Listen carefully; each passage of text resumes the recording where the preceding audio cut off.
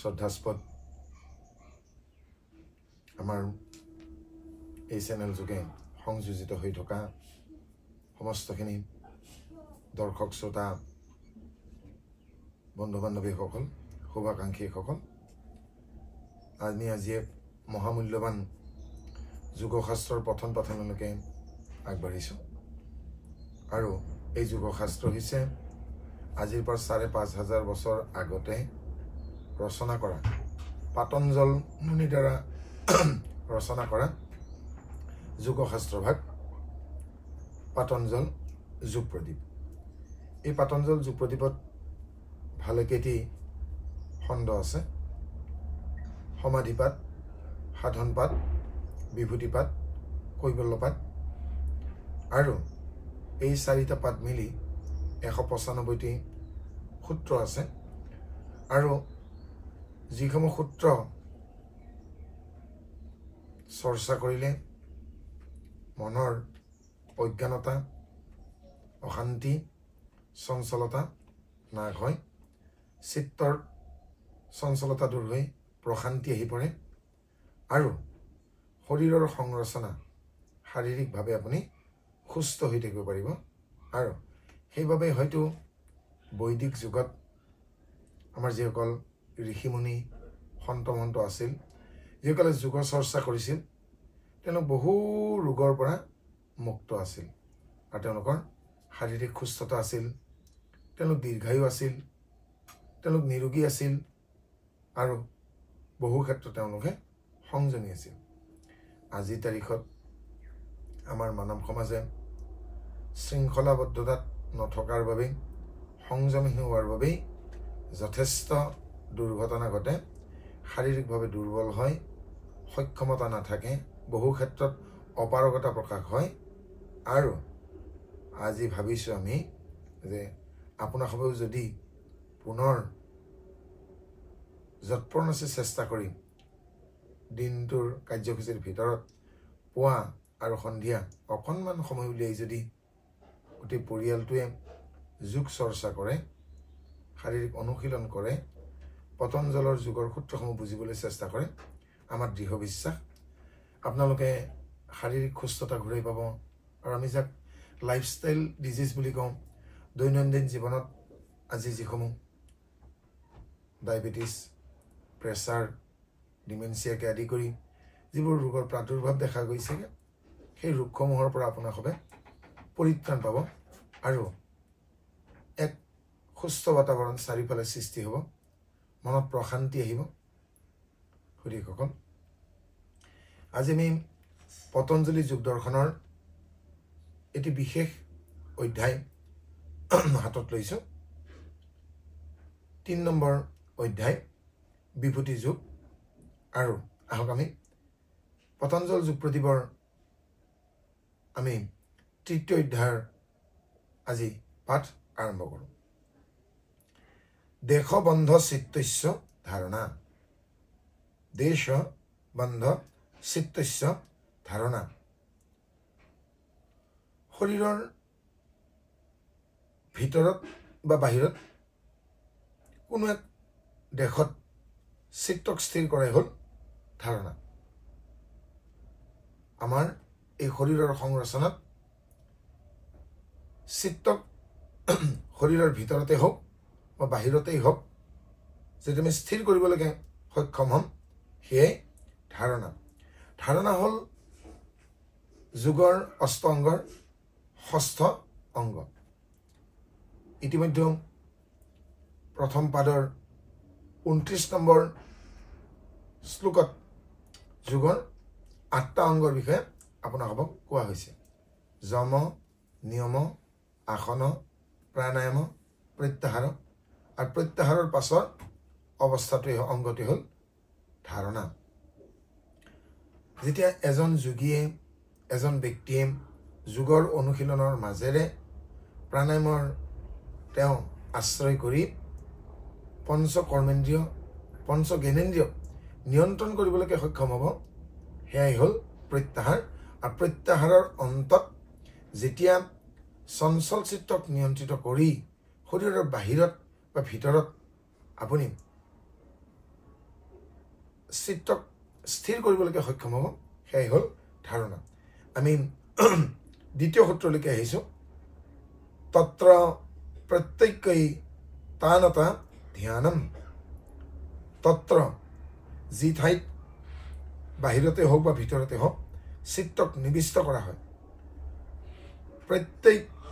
কানতা আৰু চিত্তৰ বৃত্তিৰ প্ৰবাহ একভাৱে থকাই হ'ল ধ্যান হে সুধীসকল শ্ৰোতাসকল দৰ্শকসকল যেতিয়া চিত্তক শৰীৰৰ বাহিৰতে অথবা ভিতৰত নিবিষ্ট কৰা হয়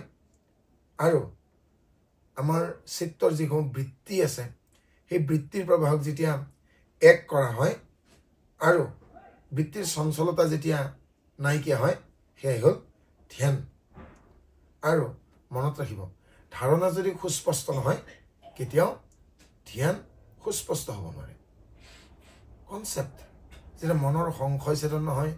দুদুল্যমান অৱস্থাৰ পৰা মানুহে মুক্তি নাপায় বিড়ম্বনাৰ পৰা মুক্তি নাপায় তেওঁ জানো ধ্যান কৰিবলৈকে সক্ষম হ'ব গতিকে চিত্তৰ একাগ্ৰতা লাগিব শৰীৰৰ ভিতৰতে হওক বা বাহিৰতে হওক চিত্তক নিবিষ্ট কৰি চিত্তৰ বৃত্তিসমূহ একীমুখ কৰি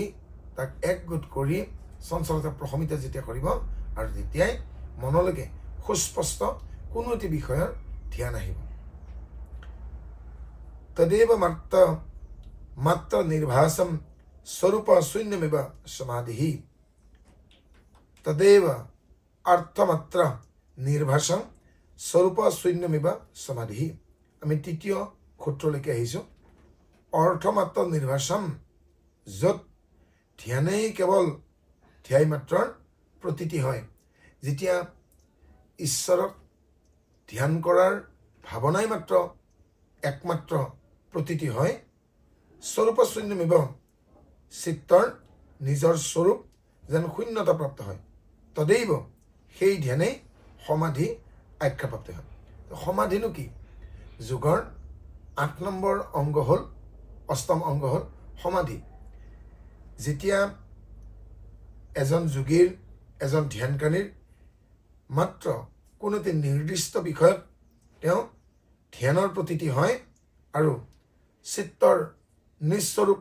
শূন্যতাৰ প্ৰাপ্তি হয় অৰ্থাৎ চিত্তৰ যিসমূহ বৃত্তি প্ৰমাণ বিকল্প বিপৰ্যয় নিদ্ৰা স্মৃতি নিয়ন্ত্ৰিত অৱস্থাত থাকে আৰু তেতিয়া চিত্ত স্বৰূপ শূন্য হয় ধ্যায়িক বা ধ্যান কৰা লোকজনক সহায় কৰে আৰু তদেইব সেই ধ্যানেই হ'ল সমাধি আৰু প্ৰশমিত চিত্তত ভগৱন্তই ধৰা দিয়ে ত্ৰয়ম একত্ৰ সংযমঃ আমি চতুৰ্থ শ্লোকত কোৱা হৈছেগে একত্ৰ কোনো এক ধ্যেয় বিষয়ে ত্ৰয়ম তিনিটাৰ উপস্থিতি হ'ল সংযম কি বাৰু তিনিটা ধাৰণা ধ্যান সমাধি ধাৰণা ধ্যান আৰু সমাধি যেতিয়া কোনো এক নিৰ্দিষ্ট বিষয়ত ধ্যান কৰোঁতে একত্ৰ হ'ব সেয়ে হ'ল সমাধি অৰ্থাৎ যেতিয়া এজন যোগীয়ে এজন বৈষ্ণৱে এজন ভক্তই প্ৰাণায়ামৰ অনুশীলনৰ মাজেৰে চঞ্চল চিত্তক প্ৰশমিত কৰি প্ৰত্যাহাৰৰ অন্তত ধাৰণা ধ্যান আৰু সমাধি ত্ৰয়ম একত্ৰ সংযমঃ যেতিয়া একত্ৰ কৰিবলৈকে তেওঁ সক্ষম হ'ব সেয়াই হ'ল সংযম আমি ৫ নম্বৰ সূত্ৰলৈকে আহিছোঁ তৎজয়াত প্ৰজ্ঞালোকঃ তৎজয়াত প্ৰজ্ঞালোক অৰ্থাৎ তৎজয়াত তাকে জয় কৰিলে অৰ্থাৎ যেতিয়া সংযম সিদ্ধ হয় প্ৰজ্ঞালোক বুদ্ধিৰ প্ৰকাশ কৰে আচলতে এই পৃথিৱীলৈ অহা প্ৰত্যেকটো সন্তানে একোটি প্ৰজ্ঞা কিন্তু অজ্ঞানতা অবিদ্যা আৰু ক্লেশৰ বাবে তেওঁলোক জ্যোতিষ্মান নহয় আৰু যেতিয়া শুদ্ধ চিত্তে শুদ্ধভাৱে প্ৰাণায়াম শিকি সৎগুৰুৰ সহায়ত তেওঁলোকে এই ধ্যানৰ ক্ষেত্ৰত যোগৰ ক্ষেত্ৰত যেতিয়া সংযম কৰিবলৈকে সক্ষম হ'ব আৰু তেতিয়া প্ৰজ্ঞালোক বুদ্ধিৰ প্ৰকাশ ঘটে তস্য ভূমিষু বিনিয়োগः তস্য সেই সংযমৰ ভূমিষু ভূমি বা স্তৰসমূহে বিনিয়োগः বিনিয়োগ কৰা উচিত আৰু নিজৰ শৰীৰকে ভূমি বুলি কোৱা হৈছেগে আৰু এই সংযমৰ দ্বাৰা শৃংখলাবদ্ধতাৰ দ্বাৰা নিয়মানুবৰ্তিতাৰ দ্বাৰা যেতিয়া নিজৰ শৰীৰটোকে ধ্যানৰ আলয় বুলি অনুভৱ কৰি আৰু স্তৰে স্তৰে সংযমৰ ভাৱনাক আগত ৰাখি যেতিয়া তেওঁ বিনিয়োগ কৰিব পাৰিব আৰু নিজকে আত্মনিয়োগ কৰিব পাৰিব সেয়া হ'ল বিনিয়োগ ত্ৰয়ামন্তৰংগম পূৰ্বেভ্য আগতে কোৱা যোগৰ যিবিলাক অংগৰ তুলনাত যম নিয়ম আসন প্ৰাণায়াম প্ৰত্যাহাৰ ধাৰণা ধ্যান সমাধি আৰু এই অষ্ট অংগৰ তুলনাত ত্ৰয়ম অৰ্থাৎ শেষৰ যি তিনিটা ধাৰণা ধ্যান সমাধি এয়া হ'ল যোগৰ অন্তৰংগ বিষয় হে শ্ৰোতা সমস্ত সুধী সমস্ত আপোনালোকক জনাবলৈ পাই সুখী হৈছোঁ যোগৰ যে 8টা অংগ আছে যম নিয়ম আসন প্ৰাণায়াম প্ৰত্যাহাৰ আৰু এই 5টি অংগৰ ভিতৰত যম নিয়ম আসন প্ৰাণায়াম প্ৰত্যাহাৰ এয়া হ'ল যোগৰ বহিৰংগ আৰু যোগৰ অন্তৰংগ অন্তিম কেইটা ধাৰণা ধ্যান সমাধি আৰু সেয়ে কৈছে ত্ৰয়ামন্তৰংগম পূৰ্বেভ্য আগতে কৈ অহা এই যোগৰ 8টা অংগৰ ভিতৰত শেহতীয়া যি তিনিটা ধাৰণা ধ্যান সমাধি এয়া হ'ল যোগৰ অন্তৰংগ তদপি বহিৰংগম নিৰ্বিজস্ব অষ্টম সূত্ৰত কোৱা হৈছে তদপি এইবিলাকৰ ভিতৰত ধাৰণা ধ্যান সমাধি নিৰ্বিজস্য নিৰ্বীজ সমাধিৰ বহিৰংগ সাধন আৰু এইবাৰ আমি 9 নম্বৰ সূত্ৰলৈকে আহিছোঁ বুত্থান নিৰোধ সংস্কাৰেও আবিৰ্ভাৱ প্ৰাদুৰ্ভাৱৌ নিৰোধক্ষণ চিত্তনয়ো নিৰোধ পৰিণামম বুত্থান নিৰোধ সংস্কাৰ ভিতৰ আবিৰ্ভাৱ প্ৰাদুৰ্ভাৱৌ বুত্থান অৱস্থাৰ সংস্কাৰৰ আবিৰ্ভূত হলে বা দমিত হলে আৰু নিৰোধ অৱস্থাৰ সংস্কাৰৰ প্ৰাদুৰ্ভাৱ হোৱাটো নিৰোধক্ষণ চিত্তনয় নিৰোধ কালত চিত্তৰ নিৰোধ সংস্কাৰ গণগত হোৱা আৰু নিৰোধ পৰিণামে হ'ল নিৰোধৰ পৰিণাম যেতিয়া প্ৰাণায়ামৰ দ্বাৰা এজন ব্যক্তিয়ে তেওঁৰ সংস্কাৰ দ্বাৰা আবিৰ্ভূত হয় বা দমিত হৈ থাকে নিৰোধ অৱস্থাৰ সংস্কাৰৰ প্ৰাদুৰ্ভাৱ হয় নিৰোধক্ষণ চিত্তনয় আৰু নিৰোধ কালত চিত্তৰ নিৰোধ সংস্কাৰ অনুগত হৈ তাৰ নিৰোধৰ পৰিণাম প্ৰকাশিত হয় আৰু নিৰোধৰ পৰিমাণ প্ৰকাশিত হলে চিত্তৰ চঞ্চলতা নাশ হলে এজন মানুহক বহিৰ্দৃষ্টিৰ পৰা আপোনালোকে গম পাব যে তেওঁ আগৰ অৱস্থা পৰিত্যাগ কৰি শান্ত সমাহিত হৈছেগে আৰু মনৰ চঞ্চলতা যথেষ্ট পৰিমাণে তেওঁৰ কমে আৰু প্ৰায় তেওঁ সংস্কাৰৰ দিশলৈ আগবাঢ়ি যায় তস্য প্ৰশান্ত বাহিতা সংস্কাৰত বিভূতিপাদৰ এয়া 10 নম্বৰ সূত্ৰ সংস্কাৰত সংস্কাৰ শক্তিৰ তস্য সেই চিত্তৰ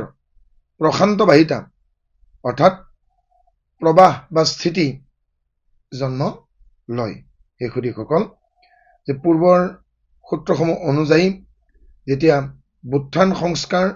সম্পূৰ্ণভাৱে নিয়ন্ত্ৰিত হয় আৰু নিৰোধ সংস্কাৰ বৰ্ধিত হয় পূৰ্ণতা প্ৰাপ্ত হয় তেতিয়া কেৱল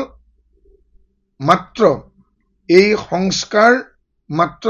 বিশেষ চিত্তে নিৰোধ সংস্কাৰৰ অধিক্যবশতঃ নিৰ্মল নিৰোধ সংস্কাৰ প্ৰভাৱ হৈ থাকে আৰু এই নিৰুদ্ধ চিত্তৰ অৱস্থাই হ'ল পৰিণাম সংস্কাৰ শক্তিৰ দ্বাৰা যেতিয়া চিত্তৰ যি প্ৰশান্ত বাহিতা স্থৈৰ্য বা প্ৰবাহ বা স্থিতি জন্ম লয় আৰু এজন ব্যক্তিৰ চঞ্চল চিত্ত প্ৰশমিত হোৱাৰ পাছত মনলৈ ধৈৰ্য স্থিতপ্ৰজ্ঞতা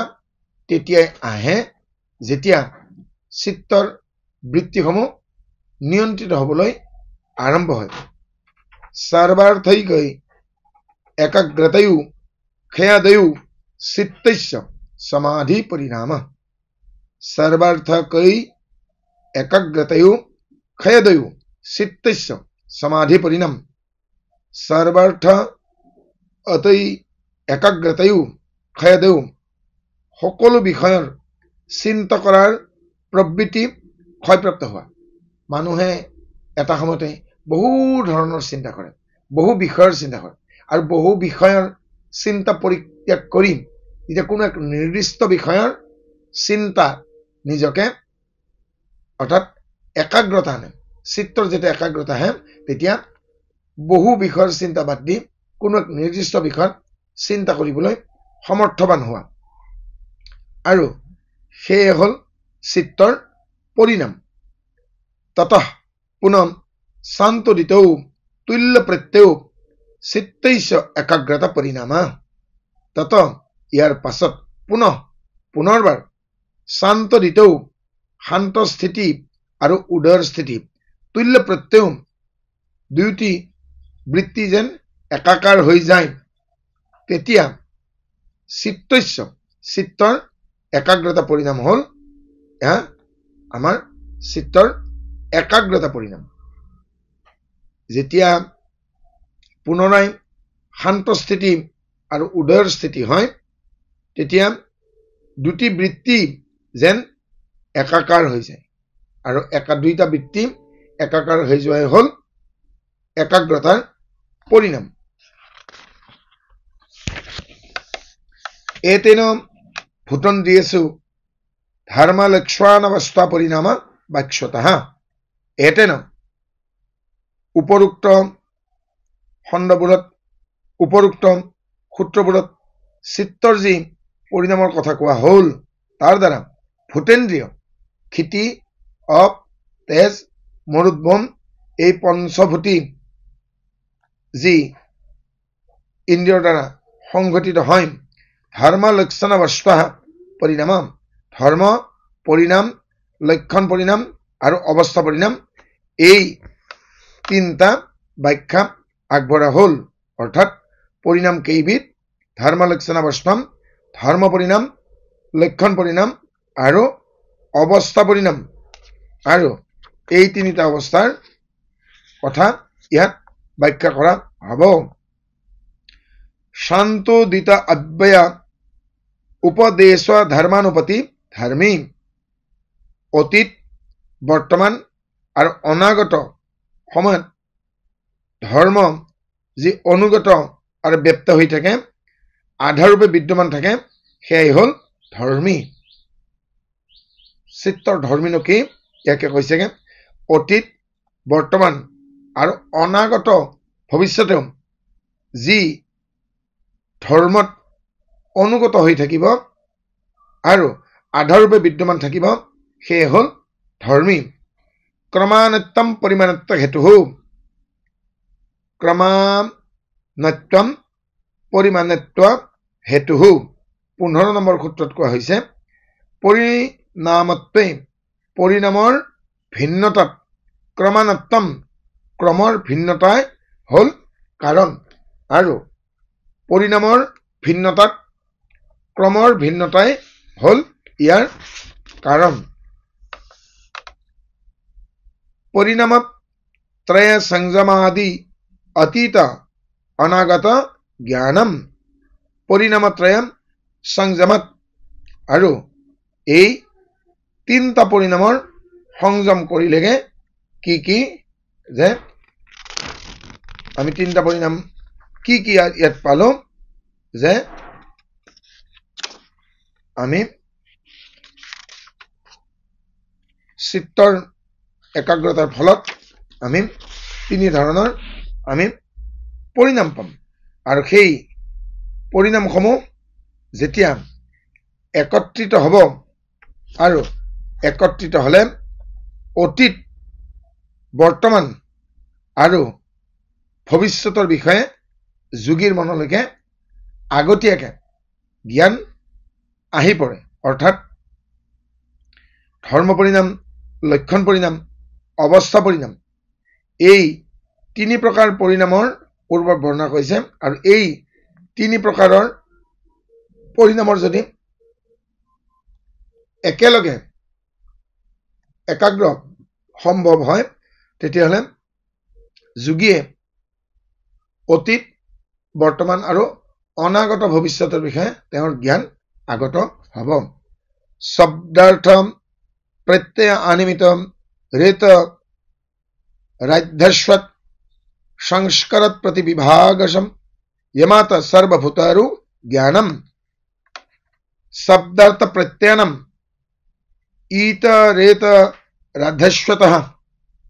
शंकर तद विभाग संयमत सर्वभूतारु ज्ञानम। अर्थात शब्द, अर्थ और ज्ञान এই তিনিটা বিষয়ৰ ভিতৰত এটাৰ মাজত আনটোৰ অভ্যাসবশত যি মিশ্ৰণ হৈ চলিছে তাৰ বিভাগ অৰ্থাৎ পৃথক ৰূপে বুধৰ বিষয় সংযম পালন কৰিলে সৰ্বভূতৰো জ্ঞানম সমস্ত প্ৰাণীৰ ভাষা সম্বন্ধে জ্ঞান হয়। শব্দ, অৰ্থ আৰু জ্ঞান, প্ৰত্যেক শব্দৰে শক্তি আছে আৰু শব্দৰ অৰ্থ আছে আৰু শব্দ মাত্ৰেই তাৰ জ্ঞান বেলেগ বেলেগ আৰু শব্দ, অৰ্থ আৰু জ্ঞান অতীতৰ পৰাই মিশ্ৰিত হৈ আছে। আৰু যেতিয়া ইয়াৰ বিভাগ অনুসৰি ইয়াৰ পাৰ্থক্য বোধগম্য হ'ব, তেতিয়া এজন ব্যক্তিৰ, এজন যোগীৰ বিভিন্ন প্ৰাণীৰ ভাষা সম্পৰ্কে আগতীয়াকে জ্ঞান বোধ হ'ব। সংস্কাৰ সাক্ষাৎকৰণত পূৰ্বজতি জ্ঞানম। সংস্কাৰ সাক্ষাৎকৰণত সংযমৰ দ্বাৰা সংস্কাৰৰ সাক্ষাৎ যেতিয়া হয়, তেতিয়া পূৰ্বজন্মৰ জ্ঞান হয়। আৰু যেতিয়া প্ৰাৰব্ধ, আৰব্ধ, অনাৰব্ধৰ বিষয়ে সম্যক জ্ঞান হয় এজন যোগীৰ, আৰু তেতিয়া তেওঁৰ আগৰ জন্মৰ, পূৰ্ব জন্মৰ তেওঁৰ জ্ঞান প্ৰতীতি হয়। প্ৰত্যয়স্য পৰচিত্ত জ্ঞানম। প্ৰত্যয়স্য পৰচিত্ত জ্ঞানম। প্ৰত্যয়স্য সংযমৰ দ্বাৰা যেতিয়া তেওঁ চিত্তৰ সাক্ষাৎ কৰিব, তেতিয়া তেওঁ সন্মুখত থকা ব্যক্তিৰ বিষয়েও জানিবলৈকে সক্ষম হ'ব। যেতিয়া তেওঁ সংযমৰ দ্বাৰা চিত্তৰ সাক্ষাৎ হ'ব, আৰু চিত্তৰ সাক্ষাৎ হ'লে এজন যোগীয়ে তেওঁৰ সন্মুখৰ যিকোনো ব্যক্তিৰ বিষয়ে তেওঁ বৰ্তমান, অতীত আৰু অনাগত ভৱিষ্যতৰ বিষয়ে তেওঁৰ জ্ঞান বা বোধোদয় হ'ব। ন স্বতৎ স্বাৱলম্বনম তস্য বিষয়ী ভূতত্বাৎ। কিন্তু সেই জ্ঞান স্বাৱলম্বনম আলম্বন সহ নহয়, তস্য অবিষয়ী ভূতত্বম, কিয়নো যোগীৰ চিত্তৰ বিষয় নহয়। কিন্তু যোগীয়ে জানিবলৈ চিত্ত সংযমৰ দ্বাৰা অন্যৰ বিষয়ে জানিবলৈ সক্ষম হলেও সেই বিষয়ে যোগীয়ে অৱলম্বন কৰা উচিত নহয়। কাৰণ তেওঁ এক চিন্তা, যি ঈশ্বৰ চিন্তা, সেই এক ঈশ্বৰ চিন্তাৰ পৰাই যি মুহূৰ্ততেই তেওঁ লক্ষ্যভ্ৰষ্ট হ'ব, তেতিয়া তেওঁ যোগভ্ৰষ্টও হ'ব। গতিকে কায় ৰূপ সংযমত তথা গ্ৰাহ্য শক্তি স্তম্ভে চক্ষু প্ৰকাশে সাম্প্ৰয়োগেন অন্তৰ্ধানম। কি উপায়েৰে অতীতত একোজন যোগী অন্তৰ্ধান হ'বলৈকে সক্ষম হৈছিল, সেই কথা 21 নম্বৰ সূত্ৰত কোৱা হৈছে। কায় ৰূপ সংযমত শৰীৰৰ ৰূপত যেতিয়া সংযম কৰিব, তথা গ্ৰাহ্য শক্তি স্তম্ভে, আৰু যেতিয়া তাৰ গ্ৰাহ্য শক্তিক অৱৰোধ কৰা হয়, তেতিয়া চক্ষু প্ৰকাশৰ সম্প্ৰয়োগেন চকুৰ প্ৰকাশৰ সংগত তাৰ সম্পৰ্ক নোহোৱাৰ বাবে এজন যোগী অন্তৰ্ধান হৈ যায়। সুধীসকল, যেতিয়া যোগীসকলে চিত্ত শান্ত সমাহিত কৰি চিত্তৰ একাগ্ৰতাৰ দ্বাৰা চিত্ততেই তেওঁলোকে ভগৱন্তৰ ৰূপৰ লগত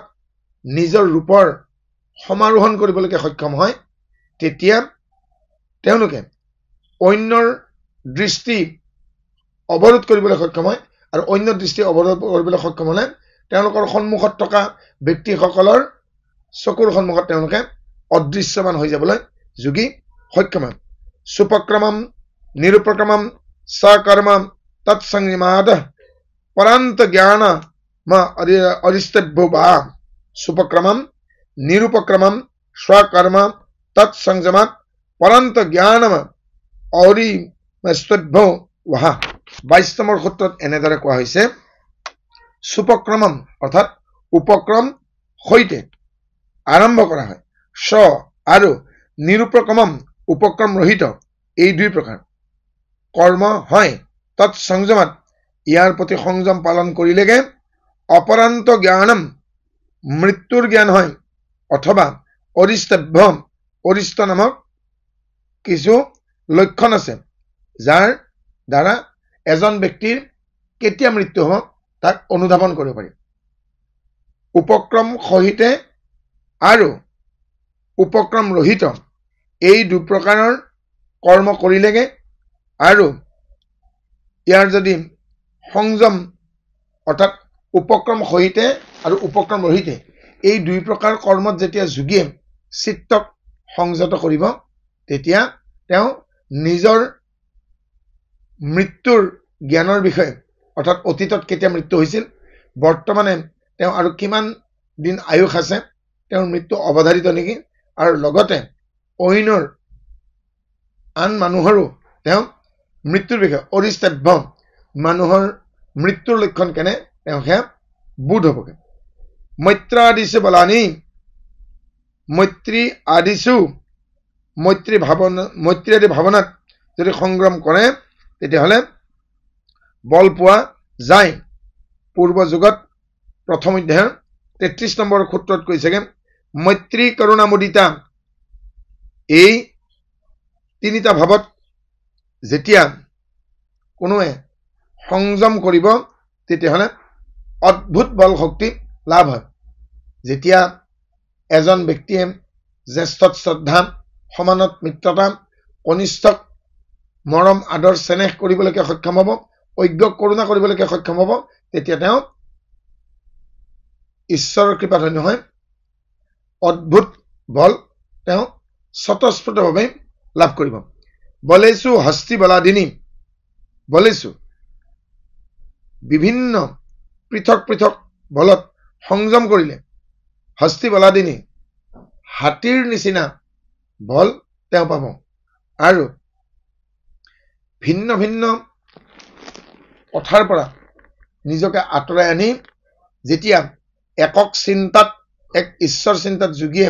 নিজকে নিয়োজিত কৰিব পাৰিব, সংযম কৰিব পাৰিব, আৰু তেতিয়া হস্তি সদৃশ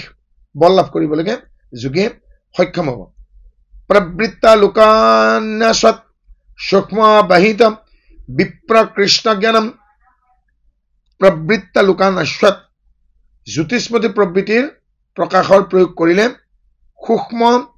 বাহিতি বিপ্ৰ প্ৰকৃষ্ট জ্ঞানম, সূক্ষ্ম ব্যৱধানযুক্ত আৰু দূৰ দেশ বিদেশত থকা বস্তুৰ বিষয়ে জ্ঞান লাভ হয়। যেতিয়া এজন সাধকে, এজন যোগীয়ে জ্যোতিষ্মতী প্ৰবৃত্তিৰ প্ৰকাশ কৰে, এজন যোগীয়ে, এজন সাধকে যেতিয়া তেওঁৰ মূৰ্ধাজ্যোতিত সহস্ৰাৰ চক্ৰত পৰমাত্মাক যেতিয়া এটি জ্যোতিৰ ৰূপত কল্পনা কৰিবলৈ সক্ষম হয়, আৰু তেতিয়া সেই সাধকে বা সেই যোগীয়ে তেওঁ থকা ঠাইৰ পৰা বহু দূৰত যি বস্তু আছে, যি পদাৰ্থ আছে, সেই বিষয়ে তেওঁ নিজ স্থানত বহি থাকিয়েই অনুভৱ কৰিবলৈ, দেখিবলৈ আৰু সেই বস্তুৰ বিষয়ে সম্যক জ্ঞান লাভ কৰিবলৈ সক্ষম হয়। ভুৱনা জ্ঞানম সূৰ্য সংযমত, সূৰ্যত সংযম কৰিলে সমস্ত লোকৰ জ্ঞান হয়। আমাৰ নিগম শাস্ত্ৰ সোঁ চকুটোৰ নাম হ'ল সদ্যতা, বাওঁ চকুৰ নাম হ'ল বিমুখী। আৰু এই সোঁ চকুত যেতিয়া এজন যোগীয়ে সংযম কৰিবলৈকে সক্ষম হ'ব, আৰু তেতিয়া সমস্ত ভুৱনৰ বিষয়ে তেওঁৰ জ্ঞান হ'ব। সেইকাৰণে কৈছেগে ভুৱন জ্ঞানম সূৰ্য সংযমাত, 7খন পাতাল, 7খন স্বৰ্গ, 7খন মহৎলোক, 7খন বৈকুণ্ঠ, এই 28 ভুৱনৰ বিষয়ে তেওঁৰ জ্ঞান হ'ব যেতিয়া এজন ব্যক্তিয়ে সোঁ চকুত ধ্যান কৰিব। চন্দ্ৰে তাৰাব্যহ জ্ঞানম, বাওঁ চকুটোক বিমুখী বুলি কয়। বাম চকুৰ অধিপতি চন্দ্ৰ, যেতিয়া বাওঁ চকু অৰ্থাৎ চন্দ্ৰত সংযম কৰিব, তেতিয়া এজন যোগীৰ, এজন সাধকৰ সমস্ত জ্যোতিষ শাস্ত্ৰৰ বিষয়ে জ্ঞাত হ'ব। 12টি ৰাশি, 27টা নক্ষত্ৰ, গণসমূহ, কৰণসমূহ, বিচাৰসমূহ, বৰ্গসমূহ, তেওঁ এই সমস্ত জ্যোতিষ শাস্ত্ৰৰ বিষয়ে জ্ঞাত হ'ব যেতিয়া এজন যোগী বা সাধকে তেওঁ বাওঁ চকু অৰ্থাৎ চন্দ্ৰত সংযম কৰিব। ধ্ৰুৱে তৎগতি জ্ঞানম, ধ্ৰুৱে মানে ধ্ৰুৱতৰাৰ কথা কোৱা হৈছে। নিশাৰ আকাশত উত্তৰ দিশত যি তৰাৰ অৱস্থিতি দেখা হয় আৰু যিটি নক্ষত্ৰৰ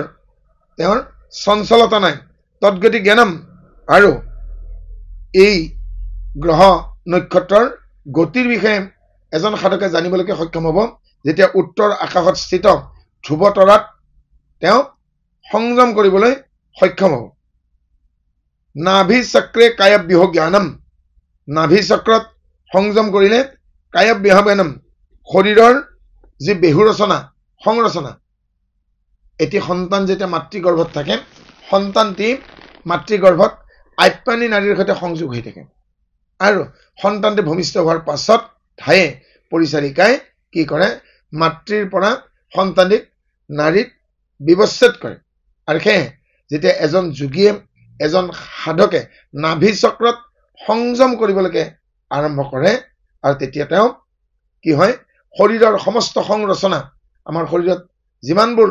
চক্ৰ আছে, সংৰচনা আছে, বেহু আছে, সেই বিষয়ে তেওঁ জানিবলৈ সক্ষম হয়। কণ্ঠকূপে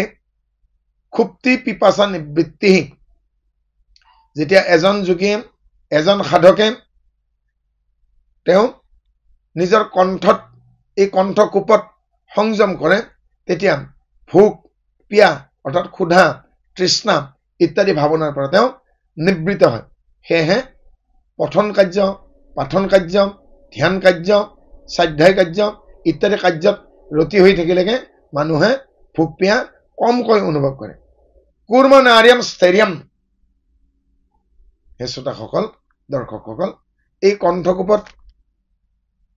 এডাল বিশেষ নাৰীৰ অৱস্থিতি আছে। এই নাৰীডালৰ নাম হ'ল কুৰ্ম নাৰী। আৰু কাছতো যেনেকে এটি মূৰ, এডাল নেগুৰ, 4খন হাত ভৰি আছে, তেনেকে কুৰ্ম নাৰীৰ 6টা অংগী আছে। এই 6টা অংগৰে সৈতে কুৰ্ম নাৰীত যেতিয়া এজন যোগী বা সাধকে তেওঁ সংযম কৰিব, আৰু তেতিয়া সেই সাধকৰ ধৈৰ্য বৃদ্ধি হয় আৰু তেওঁ স্থিতপ্ৰজ্ঞ হৈ পৰে। মূৰ্ধা জ্যোতিষী সিদ্ধ দৰ্শনম, আমি 32 নম্বৰ সূত্ৰলৈকে আহিছো। মূৰ্ধা জ্যোতিষী, মূৰ্ধা জ্যোতিত যেতিয়া এজন সাধকে সংযম কৰিব, তেওঁ সিদ্ধ পুৰুষসকলৰ দৰ্শন হয়। মূৰ্ধা জ্যোতিত সহস্ৰাৰ চক্ৰত যেতিয়া এজন সাধকে সংযম কৰিব, তেতিয়া তেওঁ পৰম পুৰুষক এটি জ্যোতিৰূপে আৰু পৰম পুৰুষৰ লগতে সিদ্ধসকলক তেওঁ নিজৰ মূৰ্ধা জ্যোতিত দৰ্শন কৰিবলৈ সক্ষম হ'ব। প্ৰতিভাৰ সৰ্বম, আমি 33 নম্বৰ সূত্ৰলৈকে আহিছো। প্ৰতি ৱাদ্বা সৰ্বম, ৱা অথবা প্ৰতিভাত প্ৰাতিভ জ্ঞান যেতিয়া উৎপত্তি হয়, সংযম ব্যতীত হয়, সৰ্বম যোগীৰ পূৰ্বৰ উল্লেখিত সমস্ত কিছু বিদিত হৈ যায়। আৰু যেতিয়া মূৰ্ধা জ্যোতিত প্ৰাতিভ জ্ঞান উৎপন্ন হয় আৰু সংযম ব্যতীত হয়, তেতিয়া যোগীৰ সকলো ধৰণৰ,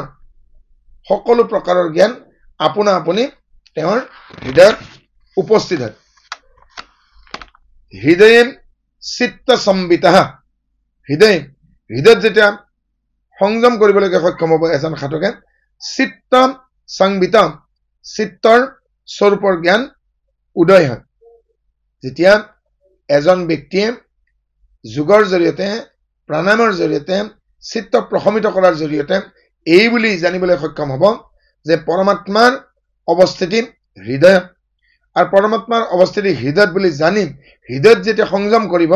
তেতিয়া তেওঁ চিত্তৰ স্বৰূপৰ সমস্তখিনি জ্ঞান হ'ব অৰ্থাৎ কেনেকৈ চিত্ত চঞ্চল হয় চঞ্চল চিত্ত কেনেকৈ প্ৰশমিত কৰিব পাৰি আৰু চিত্তৰ শোধনৰ দ্বাৰা কেনেকৈ নিজকে পৰমাত্মাৰ অংশ আত্মা বুলি অনুভৱ কৰিব পাৰি সেই কথা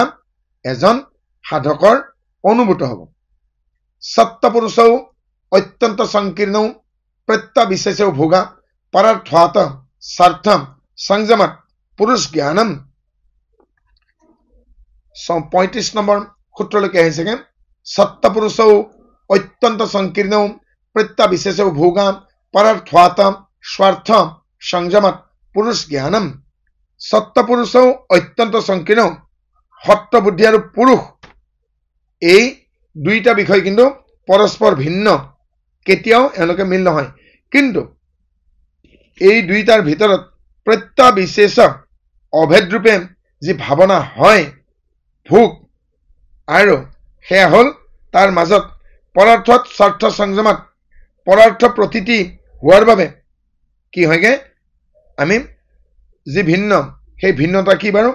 যে স্বাৰ্থ প্ৰতিটি অৰ্থাৎ বুদ্ধিত য'ত কেৱল চৈতন্যৰ শব্দ বিৰাজ কৰে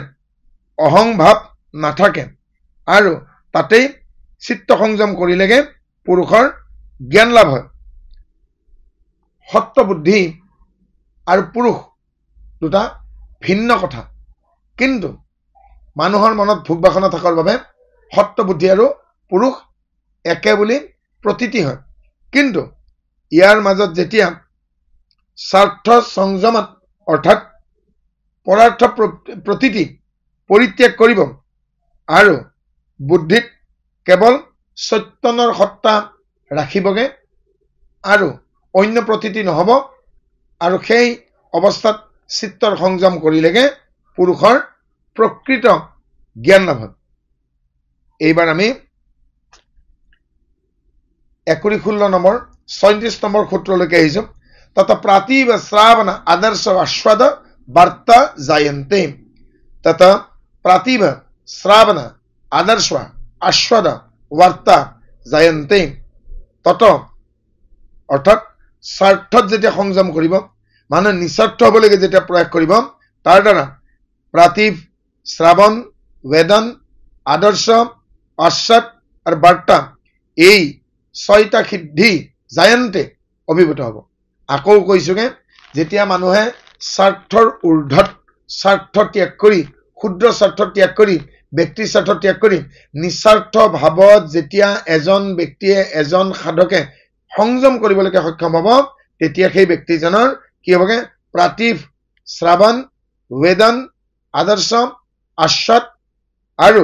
বাৰ্তা এই 6টা সিদ্ধি লাভ হ'ব প্ৰাতিভনো কি বাৰু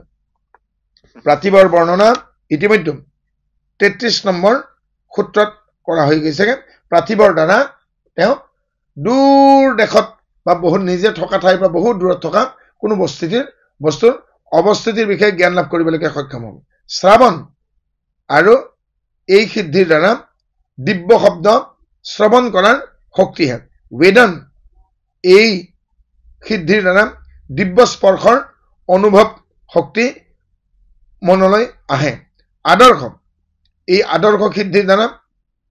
দিব্যৰূপ দৰ্শনৰ সিদ্ধি লাভ হয় আস্বাদ এই সিদ্ধিৰ দ্বাৰা দিব্যৰস অনুভৱ কৰাৰ শক্তি হয় বাৰ্তা এই সিদ্ধিৰ দ্বাৰা দিব্য গন্ধ অনুভৱ কৰাৰ শক্তি হয় সেয়ে এই 37 নম্বৰ সূত্ৰটি যোগীসকল আৰু সাধকৰ খুবেই প্ৰয়োজনীয় যাৰ জৰিয়তে প্ৰাতিভ শ্ৰাৱণ বেদন আস্বাদ বাৰ্তা এই আদৰ্শৰ সৈতে 6টি সিদ্ধি লাভ হয় তে সমাধা অপবৰ্গা স্বাহ উত্থান সিদ্ধয়ঃ তে এই সমস্ত 6 প্ৰকাৰ সিদ্ধি সমাধৌ সমাধিৰ সিদ্ধি লাভে পুৰুষৰ জ্ঞান লাভ হয় উপসৰ্গা বিঘ্নকাৰী বুত্থান সময় আৰু ই সিদ্ধিস্বৰূপ অৰ্থাৎ এই 6টা সিদ্ধিত যদি এজন যোগীয়ে কি হৈ যায় লালায়িত হৈ যায় ইয়াৰ প্ৰতি যদি মোহগ্ৰস্ত হয় যে মই দূৰৰ কথা জানিবলৈ সক্ষম হৈছো দূৰৰ বস্তু জানিবলৈ সক্ষম হৈছো দূৰৰ কথা শুনিবলৈ সক্ষম হৈছো আৰু তাত যদি নিমগ্ন কৰে তেতিয়া কিন্তু তেওঁৰ কি হ'ব সাধন কাৰ্য বিঘ্ন হ'ব বন্ধ কাৰণ শৈথিল্য প্ৰসাৰ সংবেদনস্বম চিত্তস্য পৰা শৰীৰ অৱেস্বাম বন্ধ কাৰণ শৈথিল্যত বন্ধনৰ কাৰণ শিথিল হলে স্ব আৰু প্ৰসাৰ সংবেদনা চিত্তৰ গতিবিধি সম্পৰ্কে যথাৰ্থ জ্ঞান হলে চিত্তৰ পৰ শৰীৰ বেশাম অন্যৰ শৰীৰত প্ৰৱেশ সম্ভৱ হয় আমি যেনেকে আগতে হয়তো বুঢ়ী আইতাৰ মুখত শুনিছিলো যে মানুহক প্ৰেতাত্মাই লম্ভে যেতিয়া কোনো দুৰ্বল হয় মানুহ তেতিয়া তেওঁ অন্য প্ৰেত আত্মাই প্ৰৱেশ কৰি তেওঁ দিশহাৰা কৰে ভাৰাক্ৰান্ত কৰে তেনেকে এগৰাকী যোগীয়ে চিত্তৰ গতিবিধি সম্পৰ্কে যেতিয়া জ্ঞান হয় আৰু তেতিয়া তেওঁ অন্যৰ শৰীৰত প্ৰৱেশ কৰাৰ তেওঁ শক্তি আহৰণ কৰে উদান জয়ত জল পঙ্কা কন্তক আদিস্ব উৎক্ৰান্তিস্ব পান সমান উদান ব্যান ক্ৰিকৰ কুৰ্ম দেৱদত্ত ধনঞ্জয় এই বায়ুৰ ভিতৰত যেতিয়া উদান বায়ুক জয় কৰিবলৈকে সক্ষম হ'ব তেতিয়া তেওঁ জল পঙ্ক কন্তক আদিৰ লগত কি হ'বগে শৰীৰে এইবোৰ তেওঁ স্পৰ্শ নকৰিব আৰু তেওঁ পানীৰ ওপৰত খোজ কাঢ়িব পাৰিব বোকাৰ ওপৰত খোজ কাঢ়িব পাৰিব কাইটৰ ওপৰত খোজ কাঢ়িব পাৰিব এনেধৰণৰ তেওঁ বিভূতি লাভ কৰিবলৈকে সক্ষম হ'ব কাৰণ উদান বায়ুক যেতিয়া জয় কৰিব পাৰিব তেতিয়া শৰীৰৰ লগত জল পঙ্ক কন্তক ইত্যাদিৰ লগত তাৰ সম্পৰ্ক নাথাকে উৎক্ৰান্তিস্ব আৰু ঊৰ্ধ্বগতি লাভ কৰে আৰু যেতিয়া যোগীয়ে উদান বায়ুৰ ওপৰত জয়লাভ কৰিলেগে এগৰাকী যোগীয়ে তেওঁ ঊৰ্ধ্বলৈকে যাব পাৰে অৰ্থাৎ তেওঁ ফ্লাইং কৰিবলৈকে কওঁ তাকে যৌগিক ফ্লায়াৰ্ছ বুলি কয় যোগীয়ে উড়ন্ত গতি দুৰন্তভাৱে লাভ কৰিবলৈ সক্ষম হয় সমান জয়ত জল জলনম সমান জয়তহম সংযমৰ দ্বাৰা সমান বায়ুক জয় কৰিলে জলনম শৰীৰ দীপ্তিমান হৈ যায় আমাৰ যে সমান বায়ু আছে কুম্ভকৰ দ্বাৰা সমান বায়ুক যেতিয়া সংযম কৰিবলৈকে সক্ষম হ'ব তেতিয়া সেই যোগীৰ সেই সাধকৰ শৰীৰ কান্তিময় হৈ পৰে অৰ্থাৎ আমি যাক অৰা বুলি কওঁ শৰীৰৰ যে জ্যোতি চক্ৰ আছে সেই জ্যোতি চক্ৰৰ প্ৰাবল্য ইন্টেন্সিটি হঠাৎ বৃদ্ধি পাব সূত্ৰ কাছায়ু সম্বন্ধ সংযমত দিব্যম শ্ৰুতম সূত্ৰ কাণৰ কথা হৈছে শ্ৰৱণেন্দ্ৰিয় আৰু আকাশৰ মাজত যেতিয়া সংযম কৰিবলৈ সক্ষম হ'ব তেতিয়া তেওঁ দিব্য শব্দ শ্ৰৱণ কৰিবলৈ সক্ষম হ'ব সূত্ৰ কাছায়ু সম্বন্ধ সংযমত দিব্যম শ্ৰুতম যেতিয়া এজন ব্যক্তিয়ে কাণ শ্ৰৱণেন্দ্ৰিয় আৰু আকাশৰ মাজত সংযম কৰিবলৈকে সক্ষম হ'ব তেওঁ তেতিয়া নিজ স্থানৰ পৰাই দিব্য শব্দ শ্ৰৱণ কৰিবলৈ সক্ষম হ'ব কায়া কাছায়ু সংগমন সংযমত লঘুতুলা প্ৰত্যস্ব আকাশগমনম হেকুদিসকল কায়া কাছায়ু সম্বন্ধ সংযমত লঘুতুলা প্ৰত্যস্ব আকাশগমনম শৰীৰ আৰু আকাশৰ মাজত যেতিয়া সংযম কৰিব যোগী আৰু সাধকে তেতিয়া তেওঁ ফাগুন মাহত যেনেকে নৈৰ পাৰত আমাৰ কি উৰে বাৰু কাহিবনৰ ফুলবোৰ কহুৱা ফুলবোৰ উৰি ফুৰে আৰু ফাগুনৰ আকাশত কপাহবোৰ শিমলু তোলাবোৰ যেনেকে উৰি ফুৰে তেনেকে যোগী নিজকে ইমান পাতল অনুভৱ কৰিব যে তেওঁ উৰিবলৈকে সক্ষম হ'ব আৰু তেওঁ উৰাৰ শক্তি লাভ কৰিব বহিৰ কল্পিতম বৃত্তিৰ্মহাবিদেহাম তথা প্ৰকাশা ৱৰণাক্ষয়হম বহিৰ্কল্পিতা। শৰীৰৰ বাহিৰত অকল্পিত বৃত্তি স্থিতিৰ নাম মহাবিদেহা হ'ল মহাবিদেহ। তত তাৰ ফলত প্ৰকাশাৱৰণম ক্ষয়, বুদ্ধিৰ জ্ঞান শক্তিৰ আৱৰণৰ ক্ষয় হয়। যেতিয়া শৰীৰৰ বাহিৰত মনৰ স্থিতি হয় তাকে বিদেহ ধাৰণা বোলা হয়। অৰ্থাৎ আমি দেহি কিন্তু আত্মা দেহৰ ঊৰ্ধত। শৰীৰৰ বাহিৰত বুলি যেতিয়া আত্মাৰ স্থিতি এজন সাধক বা যোগীয়ে অনুভৱ কৰিবলৈকে সক্ষম হ'ব আৰু সেই ধাৰণা তেওঁৰ আহিবগে, আৰু তেতিয়া শৰীৰৰ মাজত থকা ভাৱনা মাত্ৰেই যেতিয়া সমাধি হয় তেতিয়া তেওঁ শৰীৰৰ সম্বন্ধ ত্যাগ কৰি শৰীৰৰ ঊৰ্ধত থাকি তেওঁ ভগৱন্তৰ সৈতে একাত্ম হ'বলৈ সক্ষম হ'ব। স্থূলা স্বৰূপ সূক্ষ্ম অন্বয়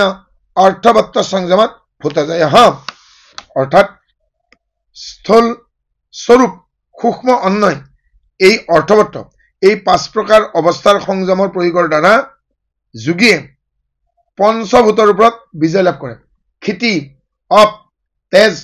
মৰুত, বম এই পঞ্চভূতৰ পৰা যি বিকাৰ আহিবলগীয়া অৱস্থা আছেগে এই বিকাৰৰ পৰা পৰিত্ৰাণ কৰিব লাগিলেগে স্থূল স্বৰূপ সূক্ষ্ম অন্বয় অৰ্থবত্ত এই 5 প্ৰকাৰ অৱস্থাত সংযম প্ৰয়োগ কৰিব লাগিব। আৰু সংযম প্ৰয়োগ কৰিলেগে পুনৰ কৈছো স্থূল স্বৰূপ সূক্ষ্ম অন্বয় অৰ্থবত্ত এই 5টা বিষয়ৰ ওপৰত যেতিয়া যোগীয়ে সাধকে সংযম কৰিবলৈকে সক্ষম হ'ব তেতিয়া ক্ষিতি, অপ, তেজ, মৰুত, বম অৰ্থাৎ ভূমিতত্ত্ব, জলতত্ত্ব, অগ্নিতত্ত্ব, বায়ুতত্ত্ব আৰু শূন্যতত্ত্ব এই 5 তত্ত্বৰ ওপৰত তেওঁ বিজয় প্ৰাপ্ত কৰিবলৈকে সক্ষম হ'ব। তাতো অনিমাদি প্ৰাদুৰ্ভাৱ কায় সম্পত্ত গুণবৰ্ধমানস্য অভিঘাত স্বহা। তাতো অনিমাদি প্ৰাদুৰ্ভাৱ কায় সম্পত্ত বৰ্ধমান অভিঘাত স্বহা। তত ইয়াৰ ভূতজয়ৰ দ্বাৰা পঞ্চভূতৰ ওপৰত যেতিয়া এজন সাধকে বিজয় প্ৰাপ্ত হ'ব অনিমাদি প্ৰাদুৰ্ভাৱ তেতিয়া অষ্ট সিদ্ধিৰ প্ৰাদুৰ্ভাৱ কৰিব। অনিমা, লঘিমা, গৰিমা, প্ৰাপ্তি, প্ৰাকাম্য, ইচিত্ত, বচিত্ত এই অষ্ট অনিমাৰ তেতিয়া প্ৰাদুৰ্ভাৱ হ'ব। কেতিয়া? যেতিয়া এজন সাধকে বা এজন যোগীয়ে পঞ্চভূতৰ ওপৰত বিজয় প্ৰাপ্তি লাভ কৰিবগে। কায় সম্পদ প্ৰাপ্তি স এবম তদ্ধৰ্মান অভিজ্ঞতা ভূতসমূহৰ ধৰ্মৰ পৰা কোনোৰূপ বাধা নহয়। আৰু তেতিয়া এই যোগীৰ পঞ্চভূতৰ পৰা যি বাধাপ্ৰাপ্ত হ'বলগীয়া হয় এই পঞ্চভূত তত্ত্বৰ পৰা তেতিয়া যোগীয়ে কোনো প্ৰকাৰে বাধাপ্ৰাপ্ত নহয় আৰু তেওঁ বাধাহীন হৈ আগুৱাই যাবলৈ সক্ষম হ'ব। ৰূপ লাৱণ্য বল বজ্ৰাম সংহনতি কায় সম্পতঃ। ৰূপ লাৱণ্য বল বজ্ৰাম সংহনত অত্বানি কায় সম্পত্তঃ। ৰূপ লাৱণ্য বল বজ্ৰম সংহনত্বানি ৰূপ লাৱণ্য বল বজ্ৰ সংগঠন কায় সম্পদ হ'ল শৰীৰৰ সম্পদ। আমাৰ এই কায়িক শৰীৰটোৰ সম্পদ কি বাৰু? ৰূপ লাৱণ্য বল আৰু বজ্ৰ সংগঠন অৰ্থাৎ শৰীৰটোক বজ্ৰ সংগঠন মানে নিৰাপদে ৰখা, সুঠাম কৰি ৰখা। কায় সম্পদ এইবোৰ হ'ল শৰীৰৰ সম্পদ আৰু যিয়ে এজন ব্যক্তিক সুন্দৰ কান্তিময় কৰি তোলে। গ্ৰহণা স্বৰূপ অস্মিতা অন্বয়াৰ্থ বত্ত সংযমাদি ইন্দ্ৰিয়জয়। গ্ৰহণ স্বৰূপ অস্মিতা অন্বয় আৰু অৰ্থবত্ত এই 5টা অৱস্থাত সংযম কৰিলেগে প্ৰত্যাহাৰ হয় অৰ্থাৎ ইন্দ্ৰিয়জয় হয়। পঞ্চ কৰ্মেন্দ্ৰিয় পঞ্চ জ্ঞানেন্দ্ৰিয়ৰ বিজয় প্ৰাপ্ত কৰিব লাগিলেগে গ্ৰহণ স্বৰূপ অস্মিতা অন্বয় আৰু অৰ্থবত্ত এই 5টি বিষয়ৰ ওপৰত যেতিয়া এজন ব্যক্তিয়ে এজন সাধকে এজন যোগীয়ে সংযম কৰিবলৈকে সক্ষম হ'ব তেতিয়া সেই যোগীজন সেই সাধকজনে পঞ্চ কৰ্মেন্দ্ৰিয় পঞ্চ জ্ঞানেন্দ্ৰিয় চকু, কাণ, নাক, জিভা, ছাল, বাক, পানী, পাত, পায়ু, উপস্থ এই 10 ইন্দ্ৰিয়ৰ ওপৰত বিজয় প্ৰাপ্তি কৰি তেওঁ যোগৰ প্ৰত্যাহাৰ অৱস্থা তেওঁ অতিক্ৰম কৰিবলৈ সক্ষম হয়। ততো মনোজ বিত্তং বিকৰণ ভাৱা প্ৰধান জয়স্বাহা। আমি 48 নম্বৰ সূত্ৰলৈকে আহিছো বিভূতিপাঠ। ততো মনোজ বিত্তম বিকৰণ ভাৱা প্ৰধান জয়স্বাহা। অৰ্থাৎ যেতিয়া এজন সাধকৰ এজন যোগীৰ ইন্দ্ৰিয় জয় হ'ব আৰু তেওঁ মনোজ বিত্তম মনৰ সদৃশ দুৰ্বাৰ গতি লাভ কৰিব পাৰিব আৰু বিকৰণ ভাৱ শৰীৰ অবিহনেই তেওঁ এটি বিষয় অনুভৱ কৰাৰ শক্তি লাভ কৰিব। তেওঁ কাৰণ এজন মানুহে হাতেৰে, ভৰিৰে,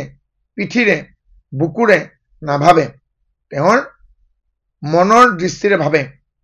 তেওঁ হৃদয়েৰে ভাবে আৰু হাতখনেৰে ভৰিখনে যেতিয়া তেওঁ স্বৰূপ অৱস্থা লাভ কৰিবলৈকে সক্ষম হ'ব আৰু তেওঁ মনৰ সদৃশ তেওঁ গতি লাভ কৰিব আৰু শৰীৰ নোহোৱাকেও যে ভাবিব পাৰি আৰু প্ৰধান জয় প্ৰকৃতিৰ ওপৰত অধিকাৰ এই তিনিটা সিদ্ধিৰ প্ৰাপ্তি হ'ব। তিনিটা সিদ্ধি কি কি? মনোজ বিত্ত, বিকৰণ ভাৱ আৰু প্ৰধান জয়। সত্যপুৰুষ আখ্যানত খ্যাতি মাত্ৰস্য সৰ্ব ভাৱা অধিষ্ঠিত তিত্তম সৰ্ব জ্ঞাতৃত্তম স্বাহা। অৰ্থাৎ বুদ্ধি আৰু পুৰুষ এই কথা আমি আগতেই কৈছো। বুদ্ধি, সত্য বুদ্ধি আৰু পুৰুষ আচলতে ভিন্ন। এই সত্য পুৰুষ, সত্য বুদ্ধি আৰু পুৰুষ এই দুইটাৰ ভিন্নতাৰ বিষয়ে যাৰ সম্যক জ্ঞান হৈছে আৰু সেই সবিজ সমাধি যোগীৰ সৰ্ব ভাৱ অবিস্বাদ ভক্তিত্ব সকলো ভাগৰ ওপৰত স্বামীভাৱ স্ব আৰু সৰ্বজ্ঞাতৃত্বম সৰ্বজ্ঞতাৰ ভাৱ আহি যায়। যেতিয়া এজন যোগী বা এজন সাধকে এই বুলি তেওঁ জানিবলৈ সক্ষম হয় যে আচলতে সাত্বিক বুদ্ধি আৰু পুৰুষ দুটা ভিন্ন কথা আৰু এই ভিন্নতাৰ বিষয়ে জ্ঞাত হোৱাৰ পাছত যোগী বা সাধকজনক সকলো প্ৰকাৰৰ জ্ঞান আহি যায় আৰু সকলো চঞ্চল ভাৱনাৰ ওপৰত তেওঁ স্বামিত্ব লাভ কৰে আৰু তেওঁ যেতিয়াই মন যায় তেওঁ নিজৰ চিত্তক নিয়ন্ত্ৰণলৈকে আনিব পাৰে আৰু তেওঁৰ চঞ্চলতা দূৰ হোৱাৰ পাছত সকলো জ্ঞান তেওঁ আবিৰ্ভূত হয়। তদ্বৈজ্ঞ ৰাগদ্যপিহি দুসবিজক্ষয়ে কৈবল্যম তদ্বৈজ্ঞ ৰাগত অপি। তেতিয়াও আৰু এই উপৰোক্ত সিদ্ধিত তেওঁ সাধকৰ মনলৈকে বৈৰাগ্যৰ ভাৱ আহে। দুখ বিজক্ষয়ে দুখৰ বীজ নাশপ্ৰাপ্ত হোৱাৰ ফলত কৈবল্যম প্ৰাপ্তি হয়। অৰ্থাৎ এজন ব্যক্তিৰ মনলৈকে ত্যাগৰ ভাৱনা কেতিয়া আহিব? যেতিয়া তেওঁ আসক্তহীন হ'ব, আসক্তিহীন হ'ব আৰু তেওঁ ধ্যেয় কেৱল পৰমাত্মা হ'ব। পৰমাত্মাত যেতিয়া তেওঁ ধ্যেয় হ'ব, তেওঁৰ ধ্যান একাগ্ৰ হ'ব, তেতিয়া অন্য বিষয় বাসনাৰ বস্তুবাদী চিন্তাৰ পৰা আঁতৰাই নিজকে এক পৰমাত্মাত যেতিয়া আত্মস্থ কৰিবলৈকে সক্ষম হ'ব, মূৰ্ধজতিত যেতিয়া পৰমাত্মাক দিব্য ৰূপত দৰ্শন কৰিবলৈকে সক্ষম হ'ব, তেতিয়া তেওঁৰ দুখৰ বীজসমূহ নাশ হ'ব। অৰ্থাৎ অকৰ্ম বিকৰ্ম তেওঁ স্বতঃস্ফূৰ্তভাৱে বহু দূৰত অৱস্থান কৰিব আৰু তেওঁৰ মনলৈকে বৈৰাগ্যৰ ভাৱ, কৈবল্য ভাৱ, ত্যাগৰ ভাৱনা স্বতঃস্ফূৰ্তভাৱে আহি উপস্থিত হ'ব। হান্যুপ নিমন্ত্ৰণে সংযময়া কৰণম পুনৰস্তি প্ৰসংগাতাম। হান্যুপ নিমন্ত্ৰণে লোকপাল দেৱতাসকলৰ আহ্বান বা নিমন্ত্ৰণ কৰিলে সংগময়াস্বৰ কাৰণম আৰু তেওঁলোকৰ ভোগ আৰু সংগত আসক্তি কৰা উচিত নহয়, কাৰণ অভিমান বা অহংকাৰ কৰা অনুচিত। পুনৰস্ত প্ৰসংগাত কাৰণ হল ইয়াৰ দ্বাৰা পুনঃ পতনৰ সম্ভাৱনা থাকে। আৰু যেতিয়া এজন যোগী বা এজন সাধকে পৰমাত্মা পৰমেশ্বৰক লাভ কৰাৰ পাছত যদি আকৌ ক্ষুদ্ৰ দেৱ দেৱীৰ ভজনালৈকে গুচি যায়, তেওঁ ভ্ৰষ্ট হয় আৰু তেওঁ পুনৰ স্খলন হোৱাৰ সম্ভাৱনা থাকে। সেয়েহে যোগীসকলে নিজকে উত্থান ঘটাই তেওঁলোকে লাহে লাহে ক্ষুদ্ৰ দেৱ দেৱীৰ ঊৰ্ধত পৰমাত্মা পৰমেশ্বৰ অধ্যক্ষ হওক, তেওঁ যে অধ্যক্ষ এই ভাৱনালৈকে আহি এক ভাৱনাত যেতিয়া থাকে তেতিয়া স্খলন নঘটে কিন্তু পৰমাত্মা পৰমেশ্বৰৰ ভজনাৰ পাছত তেওঁক লাভ কৰাৰ পাছত মূৰ্ধ জ্যোতিষিত সিদ্ধি লাভ কৰাৰ পাছত যেতিয়া আকৌ ক্ষুদ্ৰ দেৱদেৱৰ সেই লালসাত পৰে ক্ষুদ্ৰ দেৱদেৱে মোক কিবা শক্তি দিব এনে ভাৱনালৈকে আহে তেতিয়াহ'লে সেই যোগীৰ স্খলন হোৱাটো অনিবাৰ্য ক্ষণাত তৎ ক্ৰমায়ুম সংযমাদি বিবেকজম জ্ঞানম ক্ষণ আৰু তাৰ ক্ৰমৰ ওপৰত সংযম কৰিলে বিবেকজম বিবেকজনীয় জ্ঞানৰ উৎপত্তি হয় ক্ষণ সময়ৰ এটি একক ক্ষণ আৰু তাৰ ক্ৰম ক্ষণে ক্ষণে পদে পদে ক্ৰমান্বয়ে আৰু এই ক্ষণৰ ওপৰত সময়ৰ ওপৰত যেতিয়া এজন সাধকে এজন যোগীয়ে সংযম কৰিব তেতিয়া তেওঁৰ বিবেক জ্ঞানৰ উদয় হয় জাতি লক্ষণ দেশৈৰন্য ত্বা ব্যৱস্বদ দাতুল্যস্তুতঃ প্ৰতিপত্তি জাতি লক্ষণ দেশৈৰ অন্য তান ব্যৱস্বদ তুল্যস্তুতঃ প্ৰতিপত্তি জাতি লক্ষণ আৰু দেশৰ ভেদৰ দ্বাৰা অন্য তান ব্যৱস্বত যেতিয়া পাৰ্থক্য অনুভূত হয় আৰু তুল্যয়ো সেই বস্তুবিলাকৰ পৰস্পৰৰ সদৃশ তুলনা আৰু পাৰ্থক্য যেতিয়া যোগীয়ে জানিবলৈ সক্ষম হয় তেতিয়া যোগীৰ বিবেক জ্ঞানৰ উৎপত্তি হয় কোনো বস্তুৰ বিষয়ে বিবেচনা কৰি তাৰ পাৰ্থক্য অনুভৱ কৰাৰ তিনিটা উপায় আছে বস্তুৰ জাতি বস্তুৰ লক্ষণ অৰ্থাৎ বৰ্ণ আকৃতি ইত্যাদি আৰু বস্তুৰ দেশ অৰ্থাৎ স্থান ক'ত ইয়াৰ প্ৰাপ্তি আৰু এই পাৰ্থক্য যেতিয়া অনুভৱ কৰা হয় যোগীৰ বিবেক জ্ঞানৰ উৎপত্তি তাৰকম সৰ্ব বিষয়ম সৰ্বাৰ্থ বিষয়ক্ৰমম স্বতি বিবেকজম জ্ঞানমহম তাৰকম সৰ্ব বিষয়ম সৰ্বাৰ্থ বিষয়ক্ৰমম স্বতি বিবেকজম জ্ঞানমহম তাৰকম সংসাৰ সমুদ্ৰ ভৱসাগৰ তৰিবৰ যি উপায় তেওঁ যোগীয়ে প্ৰাপ্ত কৰে সৰ্ব বিষয়ম সকলো সম্পৰ্ক জ্ঞানযুক্ত সৰ্বাৰ্থ বিষয়ম সকলো প্ৰকাৰৰ জ্ঞানযুক্ত স আৰু অক্ৰমম ক্ৰমহীন অৰ্থাৎ পূৰ্বপৰৰ ভেদশূন্য ইতি এই ৰূপেৰে হয় বিবেকজম বিবেকজনিত জ্ঞানম হয় যেতিয়া এজন বিবেকবান যোগী হয় তেতিয়া তেওঁ সংযমৰ দ্বাৰা বিষয়ৰ পাৰ্থক্য জানিবলৈ সক্ষম হয় যেতিয়া তেওঁ সত্য বুদ্ধি আৰু পুৰুষৰ মাজত প্ৰভেদ জানিবলৈকে সক্ষম হয় তেতিয়া সকলো প্ৰকাৰৰ জ্ঞান তেওঁ লাভ হয় আৰু তেওঁ বিবেকবান ব্যক্তি হিচাপে বিবেকবান বিচাৰ কৰিবৰ ক্ষমতা থকা যোগী হিচাপে তেওঁ সিদ্ধি লাভ কৰে সত্তপুৰুষয়ো শুদ্ধি সাম্যে কৈবল্যম সত্তপুৰুষয়ো শুদ্ধি সাম্য কৈবল্যম সত্তপুৰুষয়ো বুদ্ধি আৰু পুৰুষ এই দুজনৰ ভিতৰত শুদ্ধি সামে যেতিয়া সমানভাৱে শুদ্ধি হৈ যায় তেতিয়াই এজন সাধকৰ এজন যোগীৰ কৈবল্য প্ৰাপ্তি হয় অৰ্থাৎ মনলৈকে যদি বৈৰাগ্যৰ ভাৱ আনিব লাগে তেতিয়াহ'লে চিত্তৰ শুদ্ধি যথাৰ্থতে প্ৰয়োজনীয় আৰু যি মুহূৰ্ততে এজন যোগীয়ে এজন সাধকে সত্য বুদ্ধি আৰু পুৰুষৰ মাজৰ প্ৰকৃত পাৰ্থক্য অনুধাৱন কৰিবলৈকে আহিব তেতিয়া তেওঁ বিষয়ৰ প্ৰতি বৈৰাগ্য ভাৱ আহিব আৰু বিষয় বাসনাৰ ঊৰ্ধত তেওঁ বিবেকবান হৈ তেওঁ কৈবল্যক আদৰিব পাৰিব অৰ্থাৎ এজন ব্যক্তিয়ে তেতিয়াহে এই জীৱনতেই সিদ্ধি লাভ কৰিব পাৰিব যেতিয়া তেওঁ বিষয়ী হৈও সন্ন্যাসী হ'ব পাৰিব তেওঁ ইতৰ মানুহে দেখা ধন আদি অৰ্জন কৰাৰ পাছতো তেওঁ ভিক্ষুৰ জীৱন যাপন কৰিব পাৰিবগে